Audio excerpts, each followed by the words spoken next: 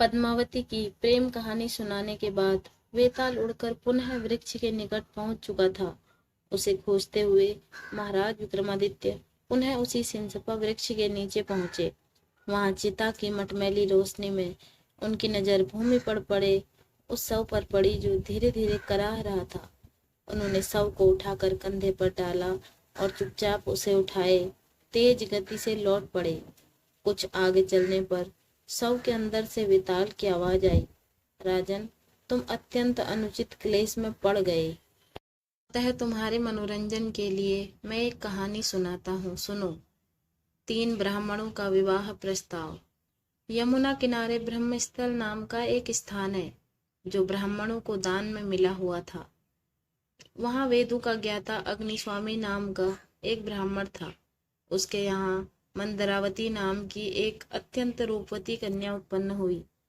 जब वह कन्या युवती हुई तब 3 कान्यकुब्ज ब्राह्मण कुमार वहां आए जो समान भाव से समस्त गुणों से अलंकृत थे। उन तीनों ने ही उसके पिता से अपने लिए कन्या की याचना की, किंतु कन्या के पिता ने उनमें से किसी के साथ भी कन्या का विवाह करना स्वीकार नहीं किया, क्योंकि उसे भय हुआ कि ऐसा करने पर वे तीनों आपस में लड़ मरेंगे। इस तरह वह कन्या कुमारी ही रही। वे तीनों ब्राह्मण कुमार भी चकोर का व्रत लेकर उसके मुखमंडल पर टकटकी लगाए रात दिन वहीं रहने लगे। एक बार मंदरावती को अचानक दाह ज्वर हो गया और उसी अवस्था में उसकी मौत हो गई। उसके मर जाने पर तीनों ब्राह्मण कुमार शोक में बड़े विकल हुए और उसे सजा संवार कर शमशान ले गए, जहां उसका दाह संस्कार किया। उनमें से एक ने वहीं अपनी एक छोटी सी मढ़ैया बना ली और मंदारवती की चिता की भस्म अपने सिराने रखकर एवं भीख से प्राप्त अन्न पर निर्वाह करता हुआ वहीं रहने लगा। दूसरा उसकी अस्थियों की भस्म लेकर गंगा तट पर चला गया और तीसरा योगी बनकर देश देशांतरों के भ्रमण के लिए निकल पड़ा।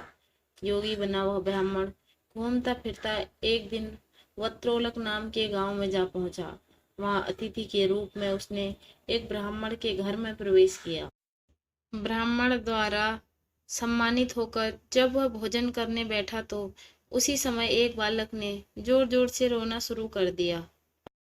बहुत बहलाने समझाने पर भी जब बालक चुप न हुआ तो घर की मालकिन ने क्रुद्ध होकर उसे हाथों में उठा लिया और जलती हुई अग्नि में फेंक दिया। आग में गिरते ही कोमल शरीर वाला वह बालक जलकर राख हो गया। यह देखकर उस योगी को रोमांच हो आया। उसने परोसे हुए भोजन को आगे सरका दिया और उठकर खड़ा होते हुए क्रोधित भाव में बोला, धिक्कार है आप लोगों पर, आप ब्राह्मण नहीं कोई ब्रह्म राक्षस हैं। अब मैं तुम्हारे घर का भोजन तो क्या एक अन्न का दाना भी ग्रहण नहीं करूंगा। योगी के ऐसा कहने पर गृह स्वामी बोला, हे योगीराज, आप कुपित ना हो, मैं बच्चे को फिर से जीवित कर दूंगा। मैं एक ऐसा मंत्र जानता हूँ जिसके पढ़ने से मृत व्यक्ति जीवित हो जाता है। यह कहकर वह गृहस्थ एक पुस्तक ले आया जिसमें मंत्र लिखा था। उसने मंत्र पढ़कर उससे अभिमंत्रित धूल आग में डाल दी। आग में धूल के पड़ते ही वह बालक जीवित होकर ज्यों का त्यों आग से निकल आया। जब उस ब्राह्मण योगी का चित्त शांत हो गया तो उसने भोजन ग्रहण किया। गृहस्थ ने उस पुस्तिका को बांधकर खूंटी पर टांग दिया और भोजन करके योगी के साथ वहीं सो गया।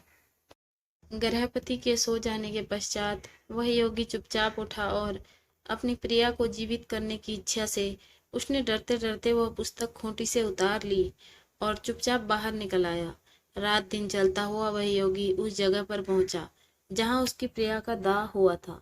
वहां पहुंचते ही उसने उस दूसरे ब्राह्मण को देखा जो मंदारवती की अस्थियां लेकर गंगा में डालने गया था।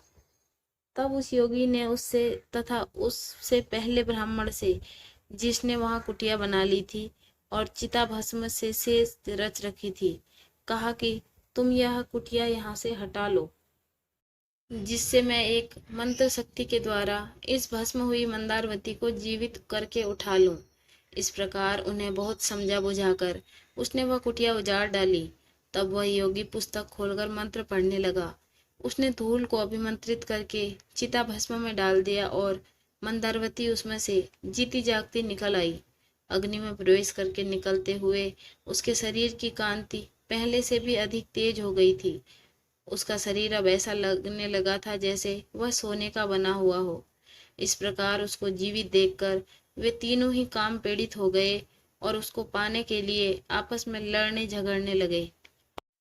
जिस योगी ने मंत्र से उसे जीवित किया था वह बोला कि वह स्त्री उसकी है, उसने उसे मंत्र तंत्र से प्राप्त किया है। दूसरे ने कहा कि तीर्थों के प्रभाव से मिली वह उसकी भार्या है। तीसरा बोला कि उसकी भस्म को रखकर अपनी तपस्या से उसने उसे जीवित किया है, अतः उस पर उसका ही अधिकार है। इतनी कहानी सुनाकर वेताल ने विक्रमादित्य से कहा, राजन, उनके इस विवाद का निर्णय करके तुम ठीक ठीक बताओ कि वह स्त्री किसकी पत्नी होनी चाहिए। यदि तुम जानते हुए भी ना बतला पाए तो तुम्हारा सिर फटकर अनेक टुकड़ों में बढ़ जाएगा। वेताल द्वारा कहे हुए शब्दों को सुनकर राजा विक्रमादित्य ने कहा, हे वेताल, जिस योगी ने कष्ट उठाकर भी मंत्र तंत्र से उसे जीवित किया वह तो उसका पिता हुआ।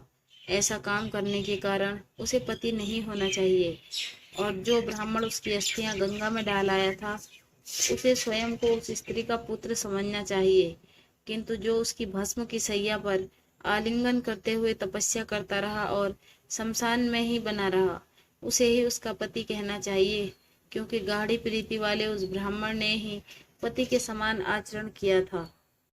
तूने ठीक उत्तर दिया राजा, किंतु ऐसा करके तूने अपना मौन भंग कर दिया, इसलिए मैं चला वापस अपने स्थान पर। यह कहकर वेताल उसके कंधे से उतरकर लोप हो गया। राजा ने भिक्षु के पास ले जाने के लिए उसे फिर से पाने के लिए कमर कसी, क्योंकि धीर वृत्ति वाले लोग प्राण देकर भी अपने दिए हुए वचन की रक्षा करते हैं। तब राजा फिर से उसी स्थान की ओर लौट पड़ा जहां से वह शव को उतार कर लाया था।